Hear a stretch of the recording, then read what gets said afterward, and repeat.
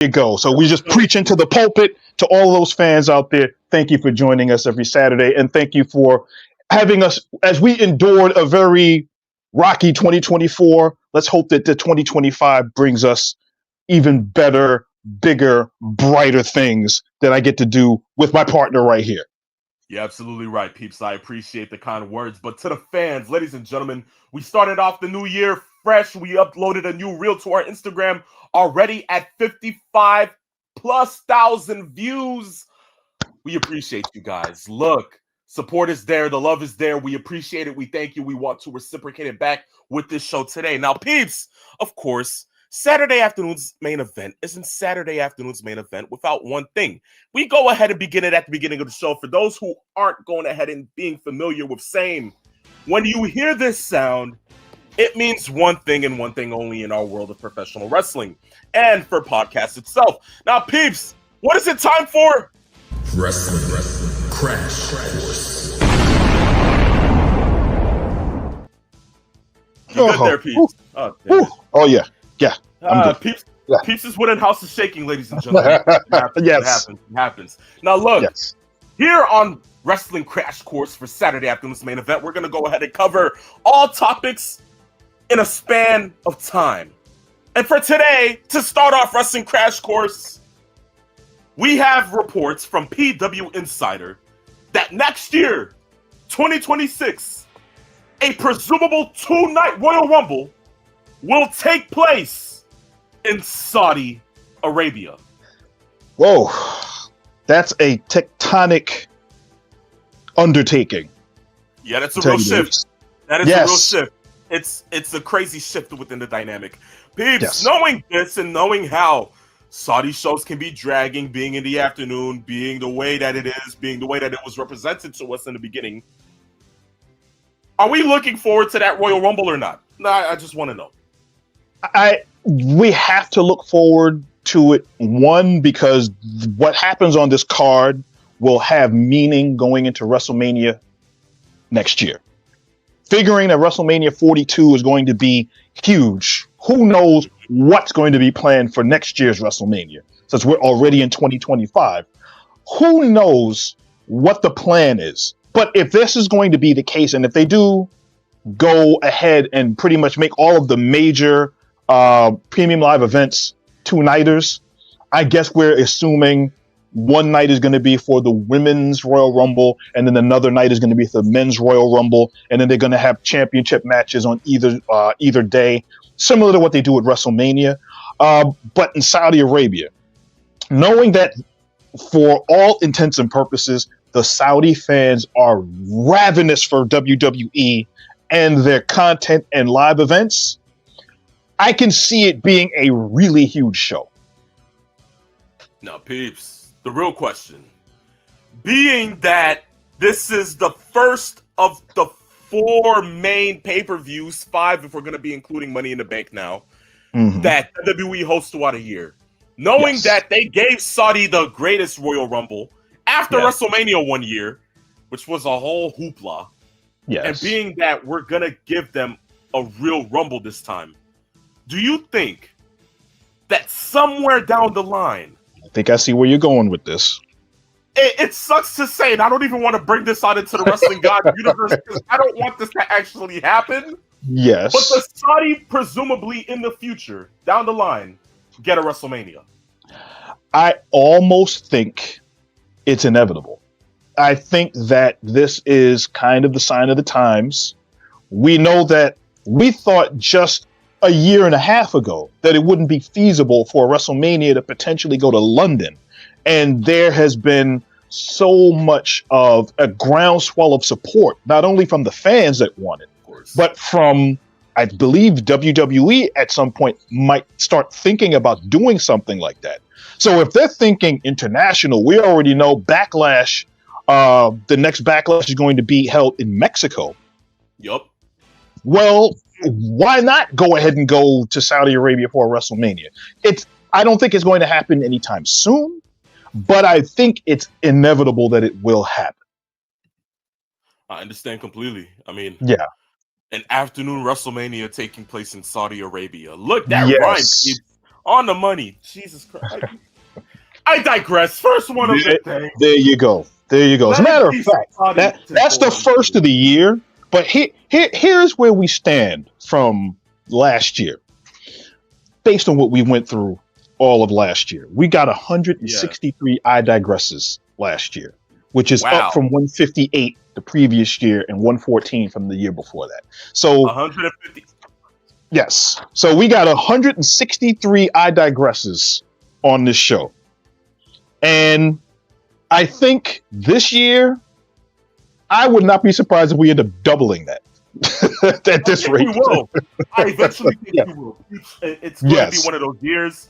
And to even go ahead and begin it off, I'm going to go ahead and probably have another I digress later within this topic. But peeps, I'm sorry to the fans. I'm sorry to peeps because I know you guys have been seeing me look at my watch like the last couple of minutes.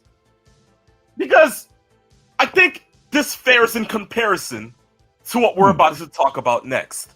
Ladies and gentlemen, if my watch is reading the time to me correctly, it is officially Tiffy time. Peeps! Our new WWE Women's Champion, Tiffany Stratton. Yes. As for those who probably watched SmackDown last night, the inevitable happened.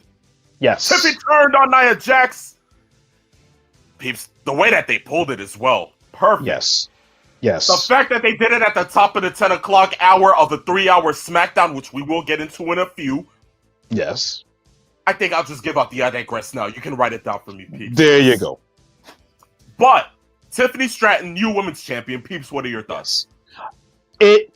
I'll go on the realm of how it was said after LeBron won his first ring. That's about damn time. This has been teased for how long? At least 2 or 3 months that this was going to happen at some point.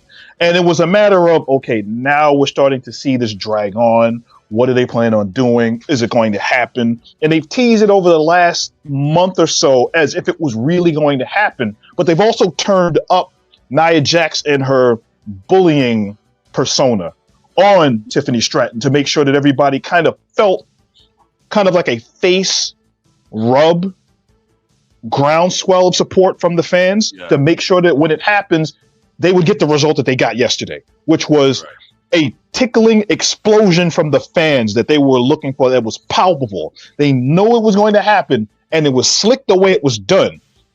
It's coming out of the from the locker room, bringing in the briefcase after the referee was knocked silly, was going to hit it. I'm going to cash it in. I'm going to cash it in. I'm going to cash it in, only to smack someone in the head with the briefcase. And then, okay, ref, everything is cool. And then smack Nia in the head. And then go after Bianca Belair and yank her out of the ring. And then do what they needed to do to get the other official to ring the bell. And then go ahead. And of course, prettiest moonsault ever.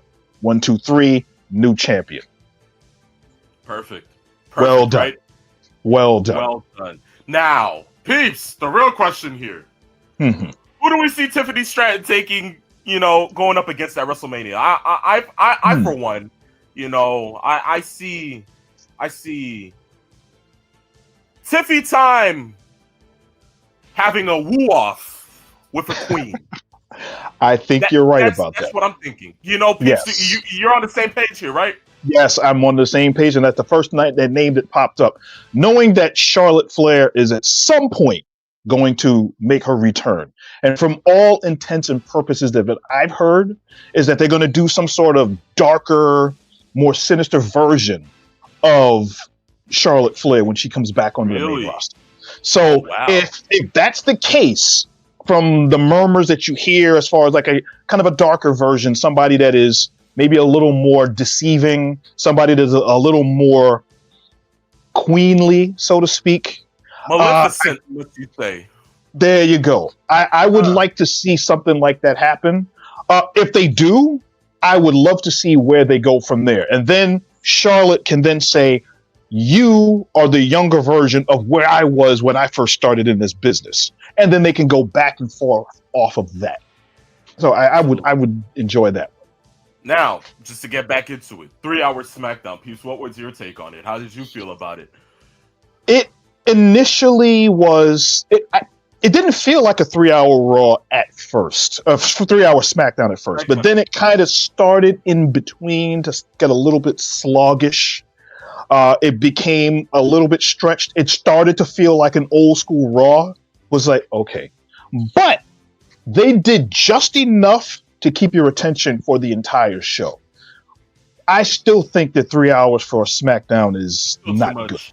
It's way too much. And I think that this was done also, let's really be honest, as a real kick in the crotch to AEW, who now has no wrestling on Friday nights because of Rampage's cancellation. Yeah. So they decided, we're going to get all the attention. We're going to get all of the hours. And that's what they did. Which is still 3 hours. I can't. Yes. Good grief. It's going to be tough to book a 3-hour show every week, especially it's gonna be tough to keep my attention for those 3 hours. Yes. After 10 o'clock, I'm cutting off. Peeps, I don't care. I understand. But they did just enough for you to be not just, you weren't leery of what was going on. You kept your attention as like, well, what's going to happen next? What's going to happen next? And by the time we got to the 3rd hour, it was like, okay, we're at the main event now. And they paced it well, but there were a lot of times when, especially with Jey Uso's entrance, when was the last time on over-the-air television that you saw his entrance last that long? That was almost a 10-minute entrance. They gave him the but I digress. There you go. There's my first of the year. Third one. Yes, I told you it's going to be like that, folks. It's gonna for the next 51 weeks, ladies and gentlemen, you're going to thoroughly enjoy this. I kid you not. It's going to be a really long year. Yeah, absolutely right. Speaking of absolutely long years, we're going to go ahead and get into a year that AEW had that culminated last weekend at World's End. But before we go ahead and get into that, I want to bring in our next co-host, I should say, special guest. Ladies and gentlemen, you just saw me rip up a picture. You just saw me go ahead and call it the Triple C. I get to drink free, no problems. Exactly, it's perfect. What a good Saturday it is. But I feel like it's going to be a better Saturday once I bring this person on the air. Oh, okay. Uncle Triple C, once more, greetings! Remember what I said last week. Revolution doesn't start without rebellion. And to think for 1 second you thought you had this person on your side. Just so you know, ladies and gentlemen, I hold all the deck of cards. I always have, and I always will. So, ladies and gentlemen, allow me to bring to you, for his first time since his last time on the show, my good friend, CTB, Corey the Brain. Corey, my friend! Happy New Year. Welcome to Same. How you doing, man? It's good to have the original, the best, the one and only team back in charge. Now, I'm going to say some things here, and I'm going to use some real names for a minute, so I apologize going a little off script. And Sean, I think you can use these more than I can right now over the last couple of months. And I will say right off the top, Sean, and that is Peeps Nate, who I've known for quite a while. I knew and hope that one day it can be refigured out. Knew Mr. 41, Christopher Morin. But Sean, I do apologize for having to leave you in the dark for the last couple of months and have you go through this on your own. I didn't want to make it too obvious at times that I was still, on the side of good, evil, however you want to say it. But I was on the side of Rich, who is our host, the phenomenal one. And it was one of those things where, as you heard with the couple of phone calls that have been released, and, I didn't feel comfortable doing it at the time. But when given an opportunity, like I said, I hosted a podcast myself for almost a decade with my good friend, Jason Brooks, the Workshoot Wrestling Podcast, Cheap Pop. You want to go and listen to those, find them somewhere on the internet. Some of them are good, some of them are bad, but they are all, in the honor of Rich, phenomenal. But very nicely to put said, things have happened over the last 5-6 months where I was asked to come on the show because of my relationship with Sean and Chris, and Rich was nice enough to give me an opportunity to get, a tryout. And as a result, as being part of the Mercedes Moné era, the CEO era, which has had its ups and downs, I was allowed to come on the show, and I respect when someone gives me a chance. But when someone goes and says things outside of the lines, and like I said on that call, which Rich had a piece of, the idea of I wasn't sure if it was a test, I wasn't sure if I was failing, but the idea of trying to go and backstab your own family, even if it was being done as a joke and I didn't know, I only felt it was right and the honorable thing to do is to go and support someone who gives you an opportunity and let them know what was going on. And once again, Sean, I do apologize for you having to be someone in the dark and have to take that punishment and put yourself in that position. And I wasn't sure how long it would take for Rich to put every element in his plan together. I was lucky enough to know some people to figure out what actually was going on, and if legally Triple C, as he's so nicely known, or Uncle, to see what was really going on. And Rich, I do apologize to you that it took so long for us to figure out the right way to get where we are. And no worries. It's okay. It's okay. Look, all is forgiven in the world of love and hate, Corey. It's understandable. And when it happened, happened. But look, when it comes down to contracts, I'll get into that next week because, ladies and gentlemen, just to give you a good peek of next week, we will be reading off Uncle Triple C's contract, which, of course, to the amazement of all, wasn't ironclad. So don't worry, that will be next week. But look, Corey, enough of that. You don't have to worry about it. Peace doesn't have to worry about it. I for sure don't have to worry about that no good, narcissistic piece of trailer park trash known as the Triple C. In the words of the Sheik. Now we move to AEW. Ladies and gentlemen, we're going to go ahead and get into our World's End review. Corey, due to the fact that you are a special guest on today's show, we want to hear it from the AEW shill. Of course, my good friend, Corey the Brain. Tell us what were your thoughts on World's End. Oh, very simply. I thought there were some ups. I thought there were some downs. I think you had one or two matches that could be considered match of the year quality for 2024. I thought that, and I've said this in private chats and different things, that Will Ospreay is losing too much over his first year in the company, but him losing to Okada, and if it leads to All In, Kenny Omega versus Okada 5, I think it's the right move. I don't want to see Will lose any more for quite a while. I'm not saying you got to put him in the title picture tomorrow, but you got to get rolling into there. Mercedes Moné. I know the fact that this show has made comments about her promos. Some have good, some have bad, some have been terrible. But second half of the year, she has been, which I have always said, she's the best wrestler of her generation. She may not be the best promo anymore, but she is by far. I love Io Sky. Tiffy time could be somewhere in the future, especially after sitting through 3-hour non pay-per-views. But Mercedes Moné is going full circle, is the CEO of women's professional wrestling, and she showed it again against Chris Statlander, who has continued to go and get better and better. I didn't love the House of Torture style main event for fans of New Japan. I'm one of the few people who actually am enjoying the Death Riders angle. Sometimes I'm not sure what exactly taking over network means, but very simply, I didn't love that match, but I liked the storytelling of the return of the Rated R superstar Cope, which is something for another time. Yeah, that's an I digress waiting to happen. Yeah, we'll get into that in a few. Overall, I thought it was maybe not an excellent pay-per-view, but I thought it was one of their better pay-per-views. And still the best pay-per-view of the year is, in my opinion, is Revolution. But it's one of the, I would say it's on the top half of AEW pay-per-views I've seen this year. Yeah. I mean, It's much better than in Full Gear, because Full Gear let a lot of people down based on how it was booked.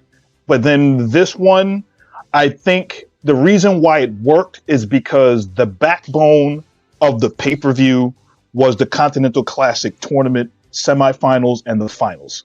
And as you just specified, there were two matches on that card that at any point could have been looked at as match of the year, and they both involved Will Ospreay. That tells you how much he is carrying the company on his back going forward. Absolutely and right. And I literally, I don't know if I shared it with you guys, but I shared it with some other people.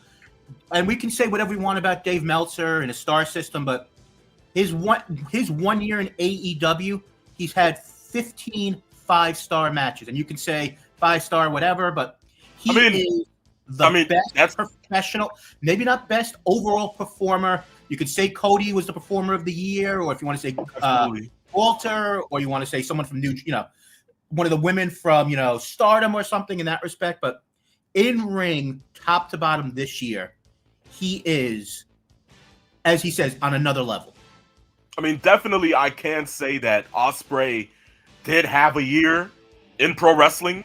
This year, beyond anything else, he put on a lot of good matches. Although to other people, that can be debated due to the fact of his style of wrestling. But still, all in favor of what I watched at World's End, which peeps, I was right on who ended up winning the Continental Classic, so I'll give myself that a pat on the back. There you go. Was action there? What? I mean, all in favor, right? But look, Ospreay and Okada, chef's kiss. I have to say, that was match of the night. Another match of the year candidate later within the year, whatever they want to go ahead and call it down the middle. But for me, sitting there watching that match, I was like, okay, they have something here. What they carry on from this now, I don't know. But all in favor. We have to keep it a $150. The Continental Classic is one of those things where we're always going to be looking forward to every year when it comes to AEW. The year prior was a great year. This year, another stellar one. If they don't carry the mantle within this year towards World's End, we're going to have a problem here. But we'll leave that for 12 months down the line. Corey, thank you for going ahead and coming and, at least speaking on a little bit of AEW for us and at least stating your point on what happened the last couple of months. We will see you next week, of course, because of Wrestle Dynasty is happening later this weekend. Of course, Wrestle Kingdom, we will be covering that later next week with the review and our thoughts on whatever matches kind of went ahead and caught our attention and caught our eye. But once more, Corey, thank you for going ahead and coming on the show. Yes. Absolutely. Just very quickly, just want to say, and I've been wanting to say this for about 5 months, Dominic Mysterio is not the greatest North American champion of all time. Someone finally said it! Is the ruler of the world, Obafemi. Hopefully he beats Trick Williams next week for the title, and we could start that reign. And once again, one, I apologize for you having to sit through that horse. You know what? Keep it a family show. And I know very simply phenomenal. I don't know if you've even heard of it, but on Dynamite, the new theme song. I'm so excited. I am so excited to have you and Sean back in your rightful places. But I don't know if you're old enough to even know who the Pointer Sisters are. Saturday night's meant for fighting, and I'm so excited. As much as I love AEW, we got to get more. I'm not saying you got to get, Kendrick Lamar or, someone of that ilk doing your theme, especially when you're throwing around all this money. But we got to get something slightly more. I'm not saying even 2025. I'm saying 2000-ish. 2010s-ish at least. We're in the Sisters. Pointer Sisters. Pointer Sisters. Great. Look, Elton John on a Saturday night isn't bad. I'm not mad at that. I'm really not. Because of course that was the inception for their theme when they first began Collision. So I'm not too mad about it. But to be frank with you, you're kind of right. You do need a little bit something modern. I wouldn't, heavy metalish. Maybe something along the lines of 3 Days Grace. Maybe, Metallica. Something a little bit more modern. Seven Dust. Something that There you go. Actually, maybe watching your show other than I'm kidding, Sean. Other than the Peeps Nation, I've actually seen live. But I always appreciate the time, guys. I'm more than happy to come on whenever you need. And like you said, Wrestle Dynasty is on in T-minus 10 hours or a little less than 10 hours. Yes. Remember that? AEW, once again, not knowing what they're doing when promoting, unfortunately. Even though Wrestle Kingdom in Japan is the 5th, it's actually tonight, right after Collision. So, guys, enjoy the rest of your show. I appreciate the time. And once again, you mess with the bull, you get the horns. Phenomenal Absolutely. one. Peeps Nate, keep up the good work. Thank you, Corey. And oh God, 3-hour shows. Here we go. Here we go indeed. Corey, my friend. Thank you. See you later, man. Thank you. Toast Peeps, you go ahead and drink to that too. Ladies and gentlemen, boys and girls, children of all ages, that marks the end of the first half of Same. When we come back, we're going to go ahead and get into our questions. And then our last topic for today's show, which is going to be one that you will not want to miss. Ladies and gentlemen, boys and girls, this is the phenomenal one. The Peep Snakes right below is Corey the Brain. This is Saturday afternoon's main event. Stay tuned. Do not go anywhere because the second half of Same is coming up next.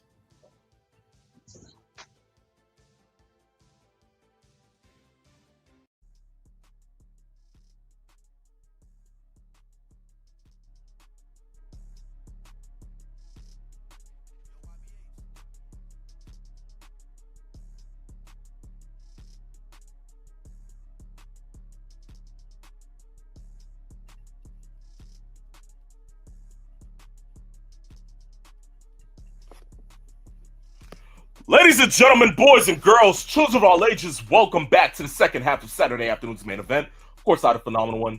Right beside me is the Peep Snake. We're here to give you laugh, good times, and all the rest of you possible. If you're here watching... Happy New Year, folks. Happy New Year. Happy New Year. Happy New Year. There you go. Ladies and gentlemen, boys and girls, children of all ages, if you're watching us on Twitter, we appreciate you. If you're watching us on Twitch, we appreciate you. You're watching us on YouTube, we appreciate you times 10. Ladies and gentlemen, of course, whether you are watching, wherever you're watching, we appreciate the love, we appreciate the support. If you want to further support us and you want to follow us on our social media platforms, of course, you can follow us on Instagram at Saturday Afternoons _main event, on TikTok at Saturday Afternoons ME, on Twitter at Saturday Main. Now, ladies and gentlemen, we're going to go ahead and get into the questions here, which is Peeps' favorite thing to do here on the show. You want to send in a question, all you got to do is one thing and one thing only. DM us on Instagram at Saturday Afternoons main event. Send in the question via DM. And in the words of the wrestling god, WWE Hall of Famer JBL, I guarantee it will be on the next episode of the show. Now, Peeps, without further ado, let's go ahead and get into the first question. Of course, from Master Sean 007. He says, greetings, gentlemen. 2024 is in the rearview mirror. Would you guys consider 2024 the best year in modern wrestling history based upon financial growth, attendance, merchandise sales, TV deals, etc., or was it disappointing? Master Sean 007, I'm going to go ahead and just say this. Peeps, you can carry on after. You pretty much just answered your question there. Financial growth, attendance, merchandise sales, television deals, not just for WWE, but for AEW as a whole. We just heard from Forbes that their net worth is literally at what? $2 billion now, I believe? Yes, AEW actually is getting $3 million a week from this deal that they're pulling back and throwing it into the shows, which is the reason why we talked about earlier with the theme songs. They were able to put more money in to get the licensing to be able to use those for their shows. Exactly. So I feel that they are growing. Everything within 2024 was a success. Now look at it.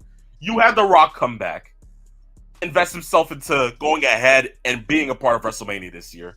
Cody Rhodes being QB1.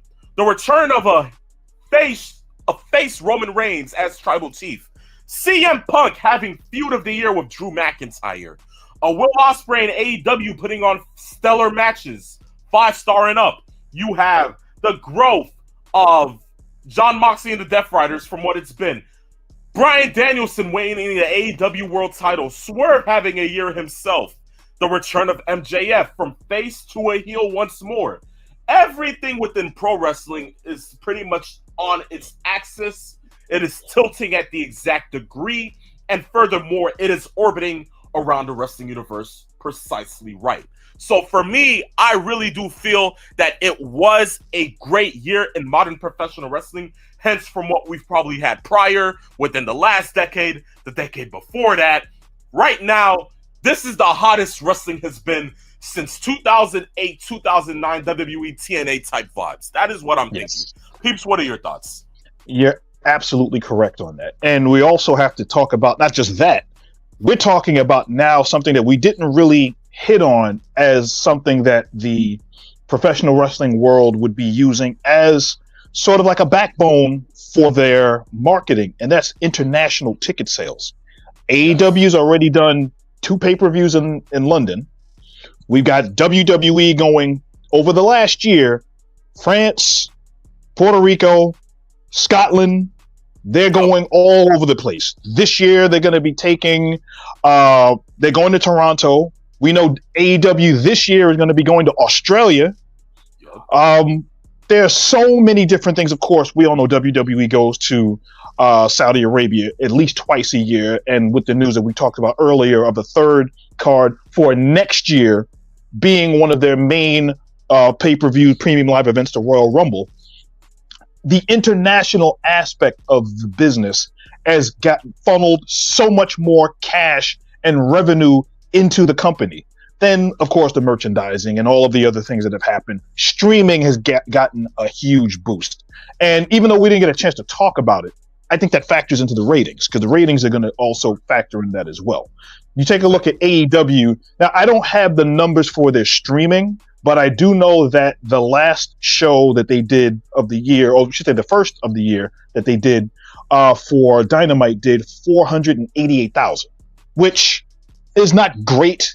But considering they were up against basketball and college football and all of the other stuff that they were doing, for AEW, they seem to suffer more when their ratings are around that aspect of it. NXT, however, they did 626,000. So their numbers are kind of around that 600,000 mark. Okay. Raw and SmackDown, though, here's the interesting thing. Raw did 1.56 million. SmackDown did 1.43 million. So eyeballs are there. Ticket sales are up. Advertising is through the roof, apparently. And we know now that Raw is going to be moving to Netflix this coming Monday. And we know how much growth is in the business. So by pretty much every metric we're thinking of, it's successful. Now, as far as TV ratings are nowhere near what they were back during the Attitude Era. When we were looking at Monday Nitro and we were looking at Raw and they were giving you a combined 11 rating, 12 rating, and we were getting roughly 6 million people watching wrestling at any one time. Those days are done. But given today's climate, much different audience. You're absolutely right. You're absolutely right. You're absolutely right. From there, we can go ahead and move to the next piece of questions. Of course, we're going to go ahead and take some of the live ones. We have one here from Jadinator Productions. He says, which thing do you think John Cena should do first? Break the championship record or become a Grand Slam champion? That's a good question. Peeps. Cena break it. I think all intents and purposes are him breaking that record. I don't think the having a Grand Slam champion is always great. But I think it's more prestigious in the eyes of the fans, especially WWE, the way that they've marketed Ric Flair's 16 championships for him to 17. Exactly. So if he breaks that record, that will be celebrated more so than anything. Of course. No, I agree with that. I agree with that. Jadator Productions, I hope he answered the question to the best of our abilities. Just for me, I feel that being that the world title is the world title, and being that a Grand Slam champion is pretty much so common now in WWE, within the women and within the men as well, I feel that number 17 is what we should be worried about. That is the only thing that should come out of this farewell tour. Him winning number 17. Whether that's against Gunther or whether it's against Cody Rhodes, whoever it is, John Cena has to come out winning number 17. That's just what I'm thinking. It's the beginning of the final year. Yup. We're officially on the road to John Cena's farewell tour. Good grief. Yeah. Oh wow, jeez, Peeps. I'm really hitting Peeps' nature years here. Wow, I've witnessed John Cena's whole rise. It's insane. It's phenomenal to say, right? From there, we move to the next question here from Tombstone City Adam. He says, "Who do you have winning their respective matches on Raw this Monday?" CM Punk wins the first match of his feud with Seth Rollins. Notice I said first match, because this is not the end here, ladies and gentlemen. I for sure do not think this match is not, end off, signaling, okay, cool, now they just go about this. No. This is the match to a trilogy. Yes. That ends at WrestleMania. That's me. Ladies and gentlemen, so CM Punk on that one. I think Roman Reigns wins the match against Solo Sikoa, but I think the ending is what people are really thinking about. Yes. Ladies and gentlemen, we heard last night on SmackDown that Solo wants Heyman to hold the Ula Fala at ringside during the match. This is what it plays into. We saw Paul Heyman, of course. I've seen Paul Heyman do this a good number of times, but maybe this is just the cynical wrestling fan in me that thinks this. We saw him go ahead and do the infamous 1, 2, 3. Yes. Last time we saw somebody go ahead and do precisely as Heyman did it, that was Rocky Maivia back a couple of months prior at Bad Blood. What I'm thinking is that Roman is going to ask Heyman to hand him the Ula Fala or place the Ula Fala around Roman's neck. Before Heyman can go ahead and place the Ula Fala, out comes the final boss. That's what I'm thinking happens. Aside from that, when we move away from that match, Rhea Ripley will go ahead and win back her Women's World Championship. Yes, I think so, yeah. Any other match that I should be covering? The Intercontinental title match, right? I think that's the Women's Intercontinental title match. That is what's going to be taking place. I think the finals of that is supposed to take place the following week, because I think that they wanted to hold off on it because they don't want the attention of the importance of that match to be lost in such a huge first show. So I think they're going to postpone it until the following week. Okay. Which makes sense. Okay, that makes sense. Yes. Okay. Well, from there, I think those are the three matches that are pretty much major and that are going to be happening. Yes. From there, that's and the debut of one. Ladies and gentlemen, yes, definitely Penta. Yes. Peeps. As much as it would have been better to see it as the Lucha Brothers, I would have enjoyed seeing a Rey Fenix by his side.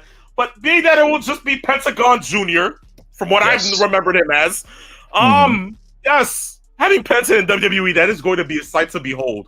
Who does he debut against? Who does he face? I don't think it even matters. I just show him on camera. Just have him wrestle. He can wrestle. He can wrestle a sock. It wouldn't make a difference to me. Exactly all right. Although I think Jim Cornette would lose it. Peeps, you know what that means? A Canadian Destroyer on an apron would be inevitable. I would enjoy it. The Canadian Destroyer. Peeps, yes, there you go. I just won't talk too much into it. This year's going to be great. Let's just say that. But from there, we move into the next question. Tombstone City Adam, great job on that one. Yes. Hard Rock 316, he says, from the top of your head, who's on your Mount Rushmore of Intercontinental Champions? Mines are Perfect, Hart, Austin, Razor. Me, if you're talking off the top of my head, Razor, Shawn, Hardy, and shall I say, Peeps, The Miz? Yeah, Mount so Rushmore. two people from my era. Yeah, Mount Rushmore of Intercontinental Champions. I'd have to say The Miz. I'd probably have to say The Miz. That's what I grew up on. And Jeff Hardy as well. I mean, for the better part of my adolescence to teenage years, that's who was holding the IC title most of the time. Yeah. But when we talk about the past, yes. Razor, Shawn. That's it for me. Peeps, Razor, Razor, Sean. Obviously, there is no list without Randy Savage, who, as far as I'm concerned, is, to me, the greatest Intercontinental Champion that they ever had, that held onto that belt. And there are a lot of other wrestlers that have had that belt in that fourth slot that are there, that have been there, that have done it all. And it's really tough to get that fourth one out there.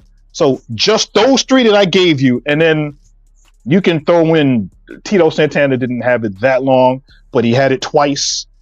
Valentine's had it over the years. Benoit's had it. Jericho has had it. There have been so many different wrestlers, great wrestlers, Hall of Famers that have been Intercontinental Champion. You can go and look to and say, you know what?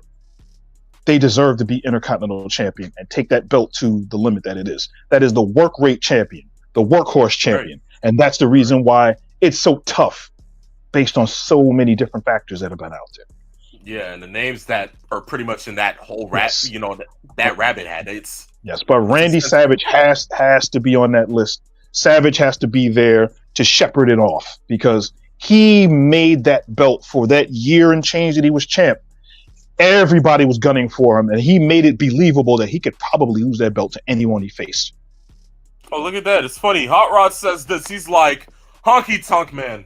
That's a good one. And you think about that. He was the longest reigning, and no one talks about Honky Tonk Man. Think about that. You're right. It's funny because we didn't bring up Gunther. We didn't bring up Pedro. Certain other names that are within that. It's tough to name a Mount Rushmore when it comes to IC champions because every single person who went on to become the man or was the man around that time held that title. So it's just like Rick Rude for one. I mean, peace. I can't even. Yeah, I'm gonna stick with my 4, but I know it's always gonna suddenly change because if I just think about the reign, if I think about the matches, if I think about the charisma that the Star had while carrying the title, I'm gonna go ahead and change it. But for me, Walter, and as I'm sitting down and thinking about it, Walter needs to be in there because he had that belt that's exactly 666 days. Think about that. That's almost 2 full years. Absolutely right. Of being Intercontinental Champion. Yup. So that has to, and it's not like he just held on to it like the way we talk about modern wrestlers holding on to belts too long. He not only held the belt and had match of the year quality with every title defense. Walter was kicking ass and taking names. That's yes. Shoot. But from there, we mark the end of questions for Same, of course. Ladies and gentlemen, you ever want to go ahead and get into more questions, you want to send us more questions, we enjoy them. All you got to do is send them on Instagram at Saturday Afternoons _main event. Send the question once more. It will be featured on the next episode of the show. Now, look, ladies and gentlemen, boys and girls, children of all ages, we appreciate you guys for going ahead and tuning in on Saturday Afternoons main event. Other people would be afraid or scared of hearing this sound, hence why this was the last thing they heard when they got kicked off the air. But for me, hearing this signifies one thing and one thing only, peeps. It is time for the return of Old School. None of that blue rah BS. It's Old School. Ladies and gentlemen, boys and girls, children of all ages, me and Peeps went ahead and sat down and talked about it, and we were like, okay, what can we cover for today's show on Old School that would make sense? Yes. For about a good couple of weeks, we sat there and singled on this match right here. Greg Valentine versus Tito Santana in a steel cage match for the Intercontinental Championship that took place at the Baltimore Civic Center in July of '85. Peeps! Of course, you can go ahead and just speak on the background behind the match, what it took, because I for sure watched the match. Yes. Ladies and gentlemen, this was a good match. Now, Peeps, what were your thoughts on the match? What were your thoughts about the lead up to it? Of course, hence that you've been around for 400 plus years. I know you remember the build up. Yes, I think I remember when they actually melted the belt and then created it. And so, it was, first and foremost, the feud was really good. Tito Santana young at the time. Greg Valentine, just about a year or so in the WWF, coming over from the Carolinas in the NWA Jim Crockett Promotions, made his mark. Now, what started this was that Tito Santana, as the Intercontinental Champion, before he lost the belt to Valentine, he talked about this in an interview that he did a couple of years ago, where he had a match with Mr. Wonderful Paul Orndorff. Orndorff, in the match, tore some cartilage in Santana's knee, where he knew he needed to take some time off. So he presented it to Vince McMahon saying, look, why don't we go ahead and have this feud with Orndorff? And from what Santana said, he said he didn't trust Orndorff in that way to be champ. So they then went with Greg Valentine. Knowing that he was going to need surgery, the first match they had, which was in London, Ontario, Canada, Valentine won. He was able to go ahead after Santana thought he won the match, but didn't, got schoolboyed and pinned, lost the belt. Took time off to recover the leg, and they did that angle where Valentine broke Santana's leg after he won the belt. So this led to Valentine having that Intercontinental Championship for over 285 days, which is the 5th longest IC title reign in the history of the WWF/WWE, which led to this match in the cage in Baltimore, which was a really good build. As Santana went into the match wanting to win that belt, and he showed that he really wanted to win that belt in front of all of the fans. The fans were behind him largely and wanted that to happen. But what eventually happened is Valentine ended up losing the match, which was about 10, 15 minutes long. It wasn't a terribly long match, but it was a brutal match. Santana won. And the more important thing is not just the way the match ended, was what happened after the match, which Valentine then decided after he lost to take that old, ugly, green Intercontinental Championship belt and bash it across the cage and destroy it before he ended up getting it back to Tito Santana, which then led to the Intercontinental Championship that I believe we all have reverence for. Love. Yup, Yes. Because I believe Mean Gina Okerlund presented it to him probably later within the year, probably around like September or so. Yes. Yeah. And that's what we wouldn't go ahead and that's what would become the belt that Macho Man would later on hold. The belt that would be highlighted in Razor and Shawn's ladder match in the Garden at WrestleMania 10. The one that would be recreated by Cody Rhodes later with the right strap. But of course, Ultimate Warrior held one with the yellow strap. And so much history behind that belt. Exactly right. But yes, peeps, seeing this match, you sent it to me. I went ahead and sat there. I watched it. And just seeing Pedro go ahead and be triumphant with the Crimson Mask, holding the Intercontinental title. Something about pro wrestling in history, right? Yes. Certainly. Well, peeps, it felt good to see him stand in the ring holding that belt after as long as he had to endure. And the good thing about that was after Santana came back from his knee surgery and was able to wrestle again, he started using the figure 4 leg lock as his finishing move, going away from the flying forearm, which was always Tito Santana's finishing move, to kind of show Greg Valentine, who was using the figure 4 as his finishing maneuver, that he was ready for him and he wanted to come back and get revenge and win that belt. So there was a lot of growing in between that. And in between that, Valentine had some really good Intercontinental title defenses, most notably against the Junkyard Dog, which I remember seeing a couple of those matches. The matches that he would have with Tito Santana, the matches he had with Ricky Steamboat after he had been in the company for a little bit. So yeah, that belt is the workhorse belt. And those feuds would make stars out of whoever had them.